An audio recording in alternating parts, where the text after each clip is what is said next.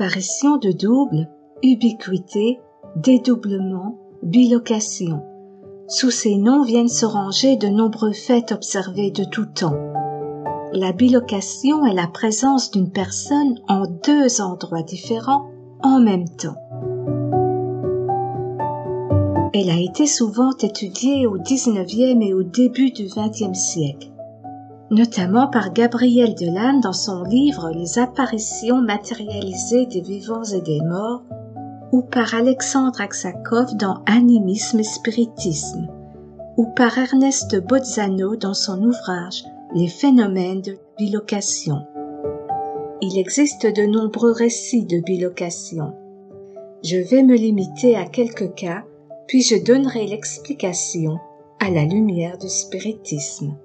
Voici un cas de bilocation, celui d'Émilie Saget, provenant de l'ouvrage d'Alexandre Aksakov.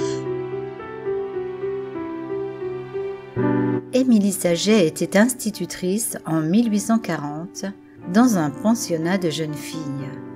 Un jour, sous les yeux des 42 pensionnaires, elle fut aperçue dans le jardin, occupée à cueillir des fleurs. Au même instant, les élèves dans la salle de classe virent son double assis dans un fauteuil et, en touchant l'apparition, elles rencontrèrent une résistance comparable à celle qu'offrirait un léger tissu de mousseline. À mesure que le double devenait plus distinct dans le fauteuil, on remarquait alors que sa personne physique, dans le jardin, s'affaiblissait et se mouvait au ralenti. Dans le fauteuil, le double d'Émilie se dissipa lentement avant de disparaître. On observa aussitôt que mademoiselle Saget avait repris la cueillette de ses fleurs dans le jardin avec sa vivacité habituelle. Interrogée sur ce phénomène, Émilie Saget, dans le jardin, se souvenait avoir été préoccupée par les élèves restés seuls. Son désir de les surveiller avait projeté son double sur le fauteuil. Émilie était inconsciente de ce qui se passait et n'en avait connaissance que d'après ce qu'on lui disait. Ce cas demeure l'un des plus extraordinaires par la fréquence des dédoublements et la qualité des multiples témoignages dont il a fait l'objet. On trouve aussi de nombreux témoignages dans l'histoire religieuse. Padre Pio, prêtre italien, a lui aussi vécu des phénomènes de bilocation. Un officier d'armée à la retraite, ancien capitaine d'infanterie, entra un jour à la sacristie où il se trouvait. Portant son regard sur Padre Pio, il le reconnut. Il s'approcha, s'agenouilla devant lui et le remercia en pleurant de lui avoir sauvé la vie. Puis, l'homme raconta aux personnes présentes qu'un jour, sur le champ de bataille, en plein combat, il vit un moine au teint pâle et au regard expressif, qui lui dit de s'éloigner. Il alla vers lui et, avant qu'il ait pu le rejoindre, une grenade éclata exactement à l'endroit où il se trouvait auparavant, laissant un gouffre béant. Il se retourna vers le moine, mais il n'était plus là. Padre Pio, en bilocation, lui avait sauvé la vie. Voici l'histoire d'une mère qui veut revoir ses enfants, relatée par Gabriel Delanne dans son ouvrage « Les apparitions matérialisées des vivants et des morts ».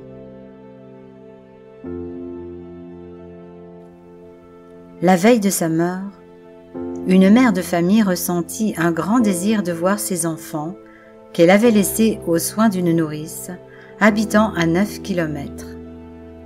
Mais ce souhait ne lui fut pas accordé.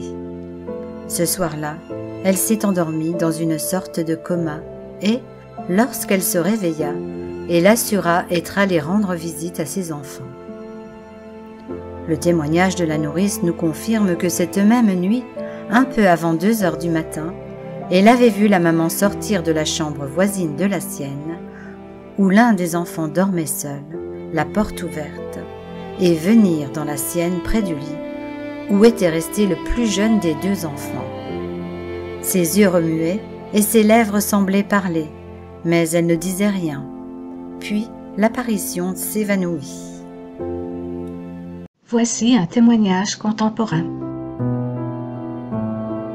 Hier, j'étais chez ma copine dans son salon, quand un ami m'a appelé plusieurs fois pour aller le rejoindre dehors, en bas de l'immeuble.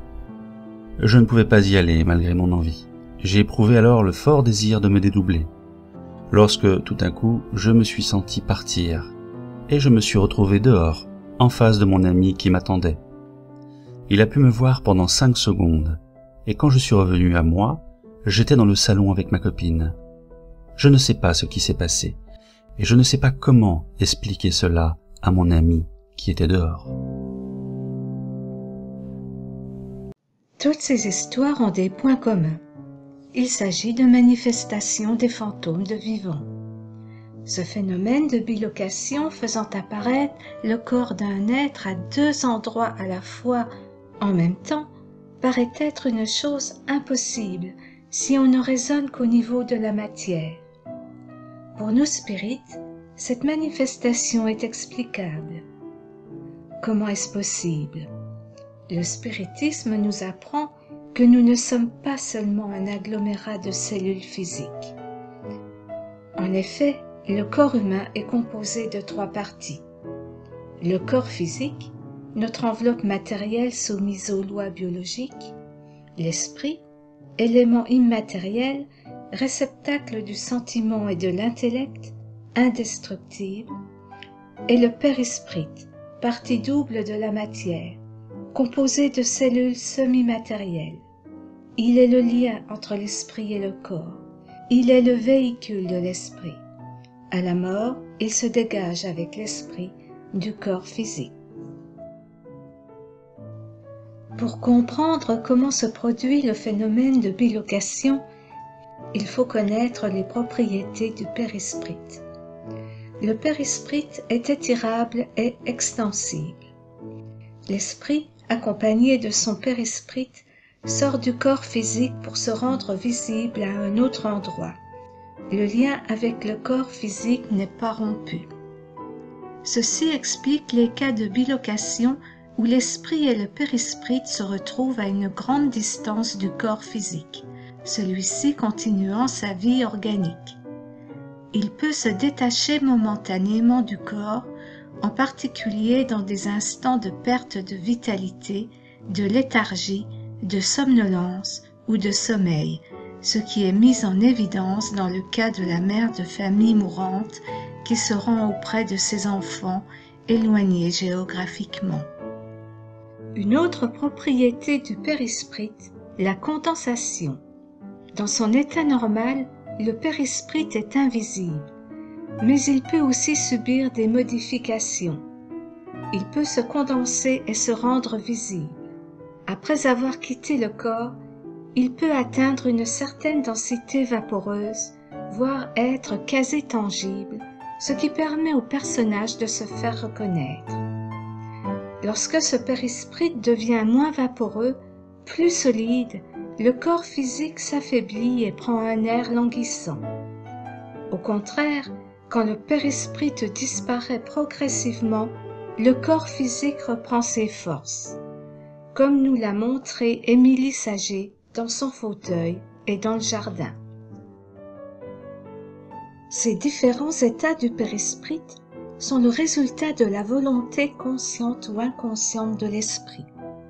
Ces manifestations peuvent être causées par une émotion forte, une envie profonde de voir et d'apparaître à un être cher, ou de se transporter dans un lieu particulier. Mademoiselle Saget était préoccupée par la classe laissée sans surveillance. L'homme dans son salon voulait rejoindre son ami. Padre Pio était un homme doué de nombreuses facultés, d'une grande bonté. Il voulait assister les soldats sur les champs de bataille. Ce phénomène se déroule naturellement, mais il est extrêmement rare et non réalisable consciemment par des personnes n'ayant pas cette faculté, cette sensibilité particulière. Dans certains cas, lorsqu'une bilocation a lieu dans un endroit où tout le monde est susceptible de la constater, le double n'est pas vu par tout le monde. La bilocation démontre que l'esprit, avec le périsprit, peut se déplacer puis revenir au corps physique. Cela montre la capacité de l'esprit à se manifester, à avoir sa vie propre, sans le support du corps physique. Par conséquent, l'esprit ne périt pas avec le corps au moment de la mort, ce qui faisait dire à Ernest de Bolzano: les phénomènes de bilocation ont une importance décisive pour la démonstration expérimentale de l'existence de la survivance de l'esprit humain.